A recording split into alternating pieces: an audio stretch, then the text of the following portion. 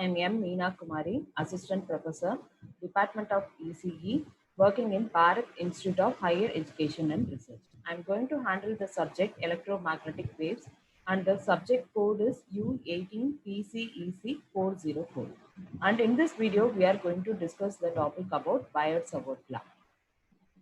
Before that, we will see about introduction about the Biot-Savart law and what are the applications of the Biot-Savart law. Before knowing the applications of the Biot-Savart law, we need to know what do you mean by magnetic field intensity.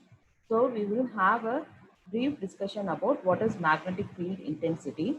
Then by using these two, that is your Biot-Savart law and magnetic field intensity, we will see one application of your Biot-Savart law, that is how to estimate the magnetic field intensity for a straight conductor. We have few more applications also, and the other application is same estimation of the magnetic field intensity for a circular conductor. We will see some introduction about Biot-Savart law. So this Biot-Savart law was discovered by two French physicists. One is Jean Biot and the other one is Flex Savart. So the last name of the first scientist and the last name of the second scientist together was given to this law name that forms the Biot-Savart law. And this law was developed and published in the year 1820. So this law relates the magnetic field to the current which are their sources. That is, it denotes that the electric current are the sources of the magnetic field to generate. And it relates the magnetic field to the magnitude, direction, length, and with the electric current. So this law is the fundamental for your magnetostatic. If a charged particle is kept in a magnetic field, it experiences a force if it moves. That is, a moving charged particle will experience a force when it is kept in a magnetic field. Suppose if the charged particle is stationary, it will not experience any force. So there will not be any force and there will not be any magnetic field and there will not be any movement of the charged particle. So first, what will be the source of the magnetic field? So the source of the magnetic field is nothing but either we can call it as a moving charge or we can call it as a electric current.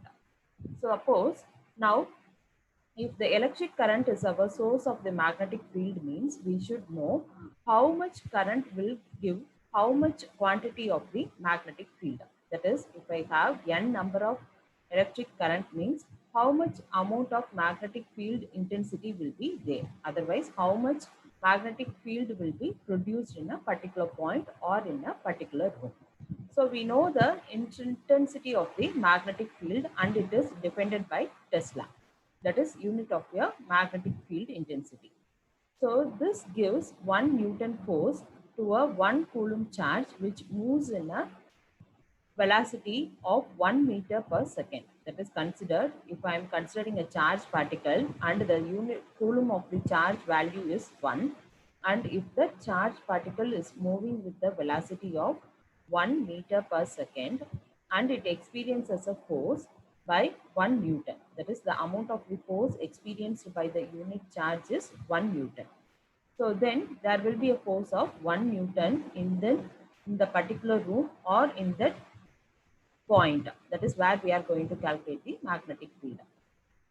So then this 1 Tesla is created by moving charge particle or we can call it as an electric current. So if a current flowing in a magnetic field is gives 2 Tesla means then we have to know how much of current is flowing in that particular point or in a particular room.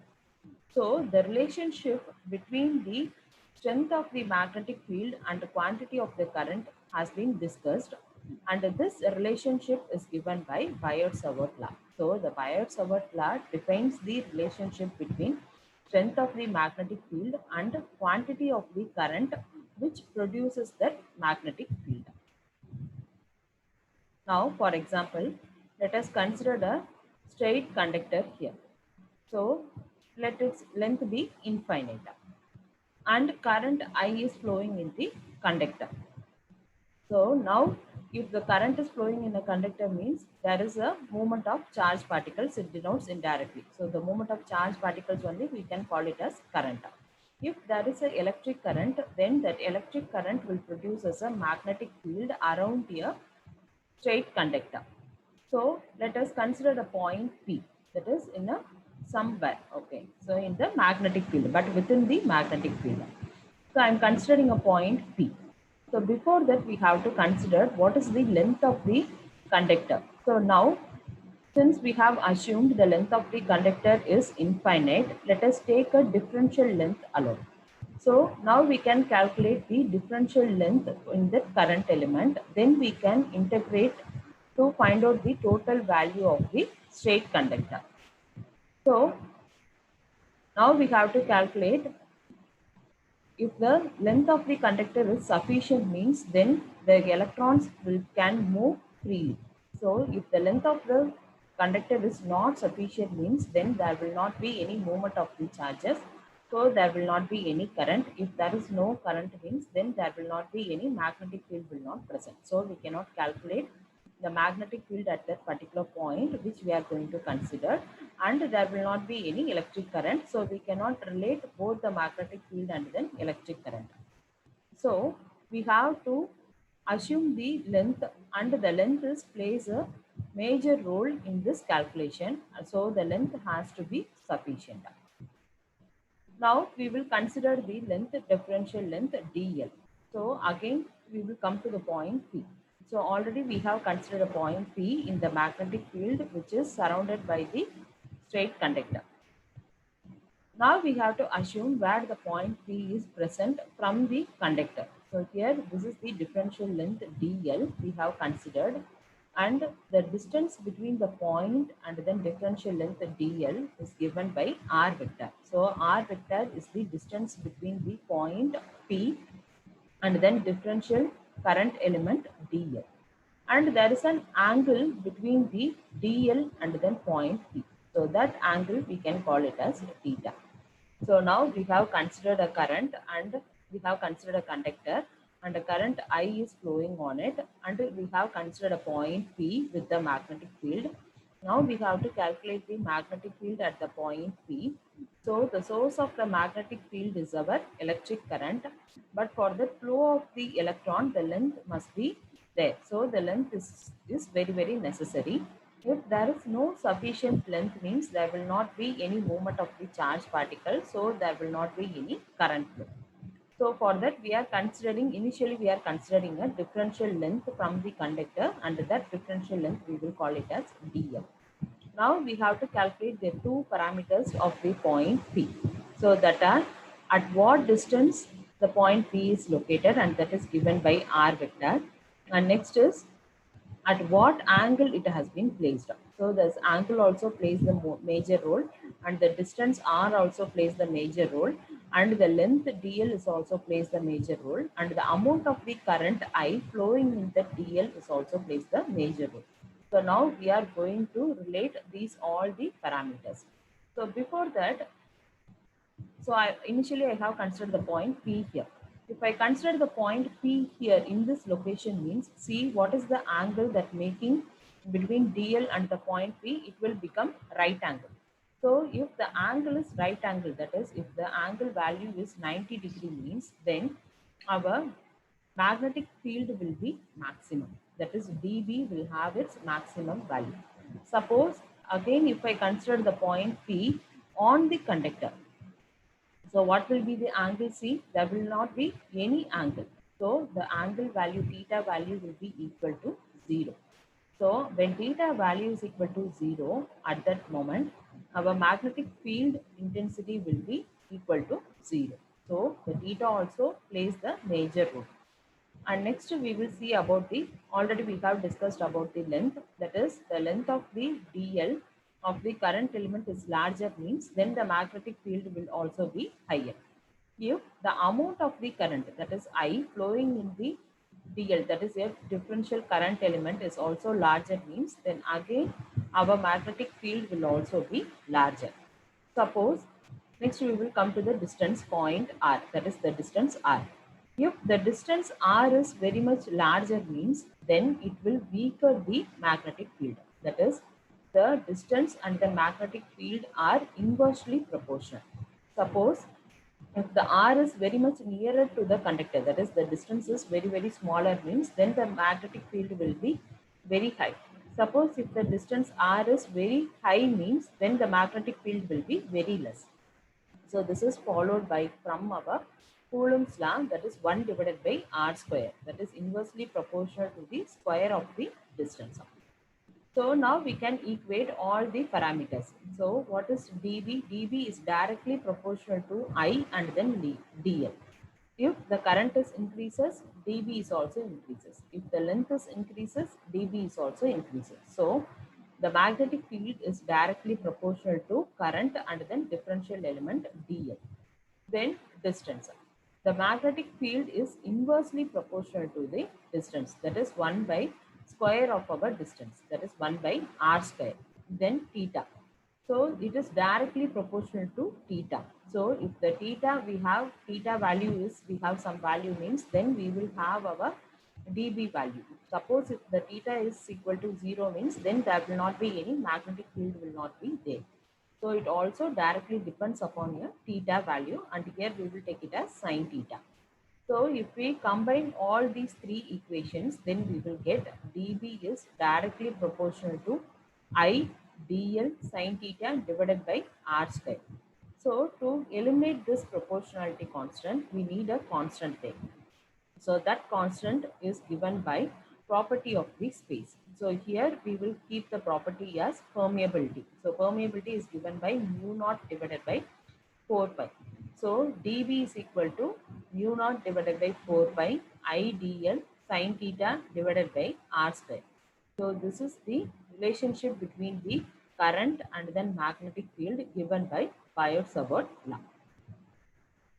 If the integral form of the Biot-Savart law is given by B is equal to closed line integral of mu naught divided by 4 pi I dl sine theta divided by r square. So this before that we have seen this is the point form and this is the integral form. So next we will see for the surface. So this is for your line integral, and if you see for the surface integral means line integral will be a single integral. Surface integral will be a double integral. So for that surface integral, Biot-Savart law is given as B vector is equal to mu naught into surface integral of K vector into I dl into sine theta divided by 4 pi r square into ds. So where K is nothing but a surface current density. Then for volume. So volume is a triple integral.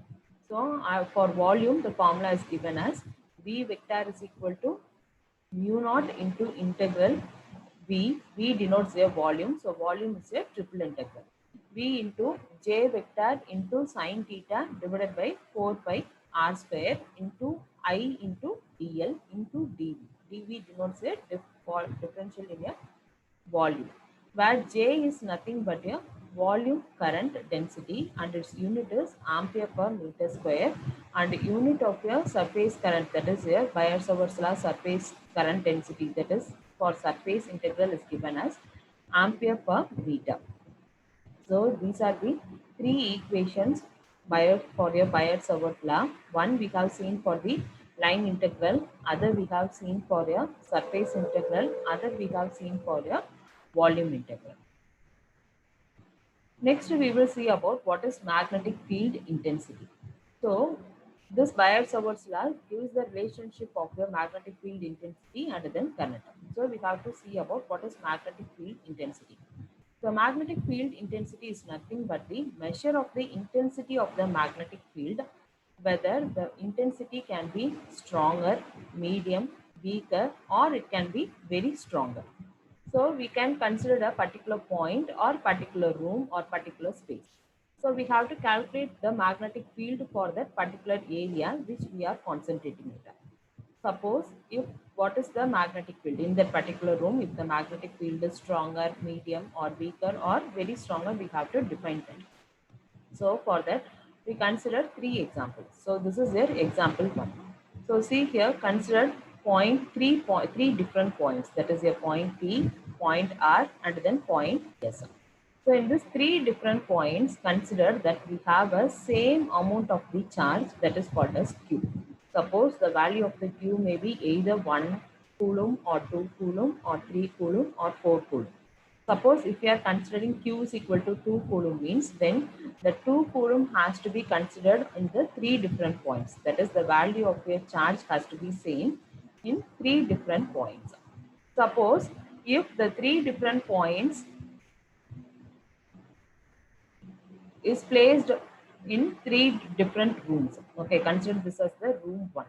So in this room 1, consider that your magnetic field is equal to 0. So if the magnetic field is equal to 0 means then the charge will be moving. So consider the charge is moving with the velocity of v. So it will experience a force that is called F1. Next, we will consider the same charge in the point R. So here consider the magnetic field is equal to B is equal to 1. Okay, so the difference is here in room 1 there is no magnetic field, but when compared to room 1 there is some amount of magnetic field is present in the room 2. So we will for imagine the value as V is equal to 1. So again a charge is moving in this room with the velocity V. So it will experience as a force F2. So see here the difference, that is here there is a bend in the, that is the direction of the force is changing when compared to the previous one. And next to consider this point, that is in a point S, where your magnetic field V is equal to, consider it as 3. So there is a difference in from the room 2 and from the room 3. So here the magnetic field value is equal to 3. So again the same value Q is placed in this room and it moves with the velocity same V. See here the velocity is also equal. So it moves with the same velocity. Then it experiences a force. That force is called F3. So see here the forces are different. So in the point P, the force is F1. In the point R, the force is F2. In the point S, the force is F3. So similarly, it forms a curvature. That is, if suppose I'm having one more charge means, then that charge will also move in the different magnetic field and it will experience as a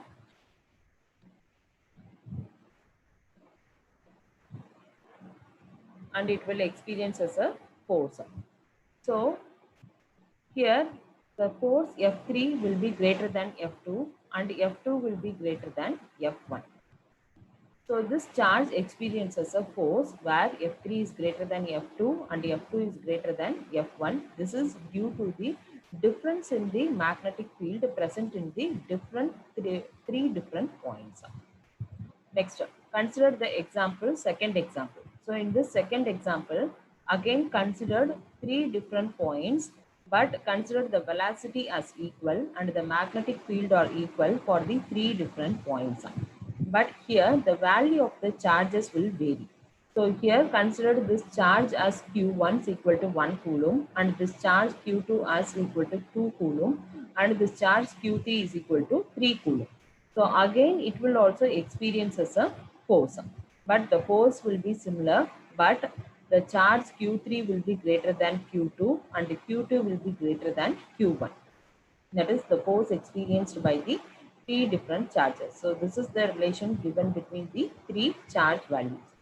Next, we will consider third example where the velocity is different, but the force and the magnetic field are same. Consider the value of the charge is also same. So consider the charge Q and the charge Q is placed in the same magnetic field. So it will experience as a three different velocities. So similarly, V3 will be greater than V2 and V2 will be greater than V1. So this is how we will be finding how the magnetic field intensity is, whether it is stronger or it is weaker or it is very stronger or it is somewhat mediate. So this all the examples denote that force generated is directly proportional to the value of the charged particle, value of the velocity and value of the magnetic field present.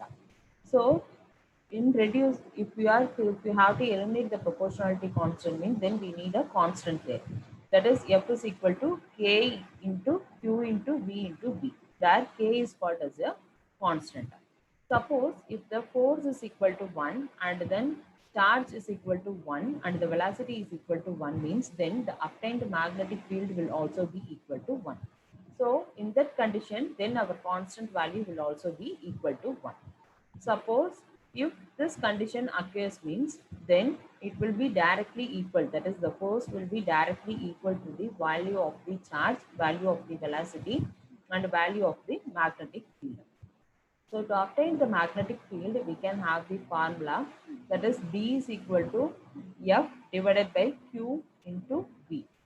So this when all the values are equal to 1 means then magnetic field will be directly equal to the force generated by the charges. That is B will be directly equal to F when the charge value is equal to 1 and the velocity of the charge is equal to 1. So this, the intensity of the magnetic field at any location is the force experienced by the unit charge moving at the right angle to the field with the unit velocity. So the force is given by F is equal to QV into V into sine theta. So where theta is nothing but the angle between V, that is their velocity, and then magnetic field V. Suppose if the theta value is maximum, that is 90° means, then the force will be maximum. Suppose if the theta value is equal to 0, that is very, very minimum, there is no angle between velocity and magnetic field means, then the force will be equal to 0. It denotes that there is no force. So this direction of the magnetic field can be found out by using a Fleming's left hand rule. So what is Fleming's left hand rule? The motion, that is here, force indicates the thumb finger indicates the force and the index finger indicates the direction of the magnetic field and the middle finger indicates the direction of the current. So this denote from by using that middle finger direction we can find out what is the direction of the current, and by using the index finger we can find out what is the magnetic field direction of the magnetic field, and by using the thumb finger we can find out what is the direction of the force of the moving charged particle. Next, we will calculate the estimation of the magnetic field intensity for the straight conductor. So here let us consider a straight conductor, that is AE is a straight current carrying conductor and the current flowing in the conductor we can consider it as I. So now we have to consider a point P which is normal to the distance R, that is from the straight current conductor. And we have to find out what is the magnetic field at the point P due to the current I flowing in the straight conductor. So we have to locate the point P first. So the point P is located in such a way that the two ends A and then B has two elevations, that is one is your angle theta 1 and other is your angle theta 2. So this E is nothing but the projection of the point B. So we can denote it as minus theta 2. So now consider a differential length dl. So this is the differential length dl and that point from the differential length is C and D. So it denotes the differential length dl. So we will consider a differential length dl for this current carrying conductor. So dl has the elevation at the point P which makes an angle theta. So this is their angle theta. So by using a Biot-Savart law, we can relate the formula for a straight current carrying conductor, that is by using a line integral. That is dB is equal to mu naught divided by 4 pi into I into dl into sine theta divided by r square. So this gives the equation 1, where r is the distance of the point P from the differential length dl. So here let us consider the triangle CDF. So this is the triangle CDF. That is from the previous diagram. This is the triangle CDF. Just I have made it separately. Okay, so it forms an angle phi and this the length will be your length is called as a DL. So from this we can calculate what is our sine theta. So sine theta is opposite divided by hypotenuse. So it will be CF divided by DL. So what is the CF value now? CF is equal to DL into sine theta. So from this we can find out what is your DL value. So what is dl? dl is equal to cf divided by sine phi. So from we can substitute this equation 2 in equation 1. So we can substitute this instead of the value dl. So the equation 1 will become db is equal to mu naught divided by 4 pi I into, instead of dl we can write cf divided by sine theta. So already sine phi is present here divided by r square. So sine phi will get cancelled. So the remaining value will be dv is equal to mu naught divided by 4 pi into I divided by r square into cf. Next, we will consider the next triangle CFP. So we know what is their d theta value. So d theta value is given by CF divided by R. From this, we can calculate what is your CF value, where CF is equal to R into d theta. So what is your now dB? dB is equal to mu naught divided by 4 pi I divided by R into d theta. So instead of this CF, we have substituted R into d theta. So this R will get cancelled. So remaining one R will be present in your denominator. So consider this as your equation 3. Now let us consider another triangle, that is BPC. So from this we can calculate what is the value of your 1 by R. So for that we need to consider what is the cos theta. So cos theta can be given by capital R divided by small r. Then small r is nothing but R divided by cos theta. So we can find out what is 1 by R now. So 1 by R is nothing but reciprocal of this. So that is 1 by R is equal to cos theta divided by R. So substitute this value instead of 1 by R here.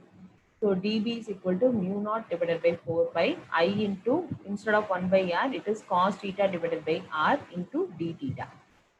So now we know the differential magnetic field. So to calculate the magnetic field, we have to integrate this equation on both the sides. So integrate the equation on both the sides, we will get integral dB is equal to integral of mu naught divided by 4 pi I divided by R into cos theta into d theta. So we know the theta value, that is theta value varies between minus theta 2 to theta 1. So substitute the integral limit and take the constants outside. That is mu naught divided by 4 pi I divided by R. These are the constant values. So we are bringing it outside of the integral. So integrate it with the value minus theta 2 to theta 1 and cos theta into d theta we have to integrate. So if you integrate cos theta, we will get sin theta and the limit will be minus theta 2 to theta 1. So apply the upper limit minus your lower limit. Then we will have the value v is equal to mu naught into I divided by 4 pi r into sin theta 1, that is your upper limit value. Minus into minus will become plus. So plus sin theta 2. So in this equation, we can substitute the value of theta 1 is equal to pi by 2 and minus theta 2 is equal to minus pi by 2, because this is beta value, that is B vector, which is due to the straight current carrying conductor with the finite length. That is, the length will be finite. So that's why we are having upper limit and lower limit. So if I substitute the value of pi by 2, then we will get sin pi by 2 will be equal to 1 and then sin minus pi by 2 is equal to minus 1. So substitute the value, then it will become 2. Then it will be mu naught into I divided by 4 pi r and then pi and 2 will get cancelled. So the final equation will be V is equal to mu naught into I divided by 2 pi r. So this is the value of your magnetic field intensity for a straight conductor, which is due to a with the finite length. So this is how we can calculate the magnetic field intensity, which is generated by the current I. So Biot-Savart, as for us, we have discussed about Biot-Savart's law and what is magnetic field intensity. And next we have discussed about what is, how to calculate the magnetic field intensity for a straight current carrying conductor. So thank you.